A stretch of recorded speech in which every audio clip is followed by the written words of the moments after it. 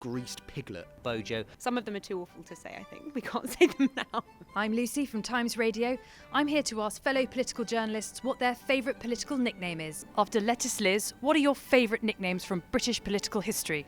For me, nothing beats Bambi for Tony Blair, the young Tony Blair, so skinny and fresh-faced, and like butter wouldn't melt in his mouth. You wouldn't think he would have such a tumultuous premiership after. It's a bit cheesy, but at last year's Tory party conference, Michael Gove was given the nickname John Bong Govey by Boris Johnson. It was a reference to Gove going out clubbing in Aberdeen that summer. I'm going to go back in time to Hezza, the original nickname for Michael Heseltine, Deputy Prime Minister to Margaret Thatcher. That was the one where you first got this crossover between politics and popular culture, referencing Gaza, Paul Gascoigne at the World Cup, and that would sort of set the scene for everything from Bozza to Bojo to all these other slightly cringy pop nicknames that politicians have these days. I quite like the human hand grenade one that Dominic Cummings used to describe Liz Truss as. I also quite like it because it's been used by Home Office officials, as our colleague Matt revealed, to describe Suella Braverman, the new Home Secretary, as well. So I quite like that. I think my favourite is quite a recent one. It's about Lettuce Liz's predecessor.